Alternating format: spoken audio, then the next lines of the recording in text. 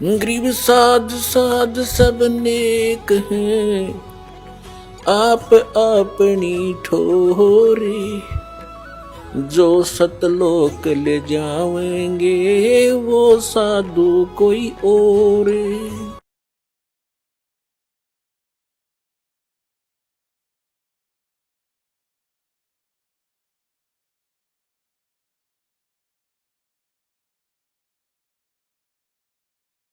तो पुण्यात्मा, उस परम अक्षर ब्रह्म की भक्ति ना करने से हम अभी तक जन्म और मृत्यु के दीर्घ रोग में ग्रस्त रहे। जब तक ये जन्म मृत्यु है, शांति नहीं।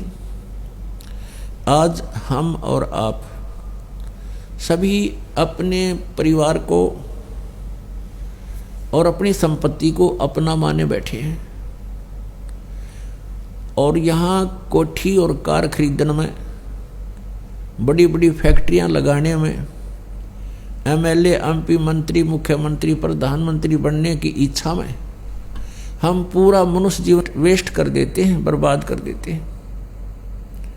और एक सेकंड का कोई किसी को विश्वास नहीं, किसी का भी। एक सेकंड में ना जाने कब यहाँ के बिजली गिर जाए, और हम फिर भी यहीं व्यवस्थित हैं, फिर भी यहाँ से मन नहीं हट रहा, क्योंकि हमारे पास विकल्प नहीं। और करें क्या? क्योंकि इस मन को तो कोई ना कोई चाहिए, कहीं ना कहीं टक्कर मारने। ये तो जीव को निचला एक स्थान पर टिकन नहीं देता। ऋषि महर्षियों ने कोशिश की, तत्वदर्शी संत के अभाव से परमात्मा पाने के लिए भरसक प्रयत्न भी किए और बहुत कठिन साधनाएं भी की, लेकिन इस मन ने उनको भी बुरी तरह भ्रमित रखा और कोई ना कोई कारण बना के उनको भी नष्ट कर डाला। अब कारण क्या है कि जब तक हमें परम अक्षर ब्रह्म की साधना और तत्वदर्शी संत नहीं मिलेगा, तब तक हम जो व्यवस्था कर रहे हैं इससे मन नहीं हटा सकते। जो भी क्रियाएं हम करते हैं इसी में हम आसक्त रहते हैं। और सतगुरु मिलेंगे तो हमें ज्ञान मिलेगा कि हम यहाँ के रहने वाले नहीं हैं, आप यहाँ के वासी नहीं हो, यहाँ तो आप विवश कर रखे हो, यहाँ तो हम सभी बाई फोर्स रोक रखे हैं। ऐसे बंधन हमारा बांध रखे हैं, हम इन चरम दृष्टि से उसको देख नहीं सकते। परमेश्वर के तत्व ज्ञान से फिर उन बंधनों का हमें आभास होगा और उनको हम अच्छी तरह समझ सकेंगे कि कौन कौन से बंधन किन किन रस्सों से हमें बांध रखा है। अब यहाँ ब्रह्मा, विष्णु, महेश भी इसी बंधन में, इन्हीं बंधनों में बंधे हुए, कर्मों के बंधन में। और ब्रह्म भी यही बंध है, क्योंकि ये यहाँ का स्वामी है, इसे बाहर ये नहीं जा सकता। और परब्रह्म भी अपने लोक में ये भी कैद है। केवल एक परम अक्षर ब्रह्म है जो स्वतंत्र परमात्मा है, पूर्ण ब्रह्म, जिसको सत्य पुरुष भी कहते, और वो सतलोक में रहता है। हम आप सभी सतलोक में रहा करते थे, और वहां से हम अपनी गलती के कारण यहां इस काल के लोक में आ गए। ये काल का लोक है, 21 ब्रह्मांड हैं इसके, और यहाँ का विधान है जन्म और मृत्यु सदा बनी रहेगी।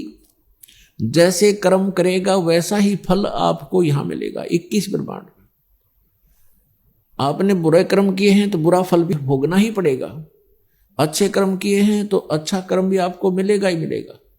लेकिन जन्म और मृत्यु और ये कर्मों का भोग दंड आपको भोगना ही पड़ेगा और सदा इसका फेस करना पड़ेगा।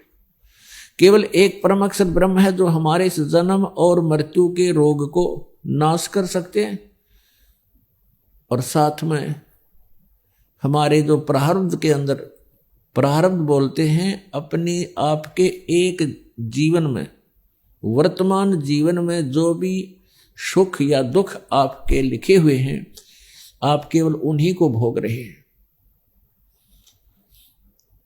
और केवल परम अक्षर ब्रह्म आपके इस प्रारब्ध में परिवर्तन कर सकते हैं।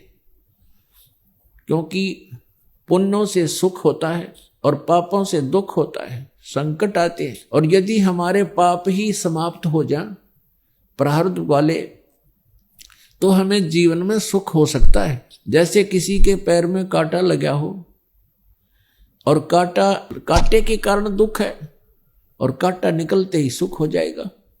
तो हमारे कर्मों के कांटे लगे हुए हैं और इनको ना ब्रह्मा जी काट सकते, ना विष्णु जी, ना शिव जी, न श्री राम, न श्री कृष्ण, और न ही ये ब्रह्म। केवल परम अक्षर ब्रह्म इस कांटों को निकाल सकता है। तो उसी के पास ये औजार हैं जो हमारे पाप रूपी कांटों को निकाल सकते हैं, हमारे जीवन रूपी सफर को साफ कर सकते हैं, उस रास्ते को साफ कर सकते हैं। तो हम उस परम अक्षर ब्रह्म की भक्ति ना करके, हम उसके आगे अर्जी ना लगा के, हम उन भगवानों के सामने अर्जी लगाते रहे, उनकी स्तुति प्रार्थना भक्ति करते रहे, जो हमारे प्रारब्ध के या किसी संचित कर्म को वो नाश नहीं कर सकते, वो समाप्त नहीं कर सकते, और जिस कारण से हमें शांति नहीं हो सकती।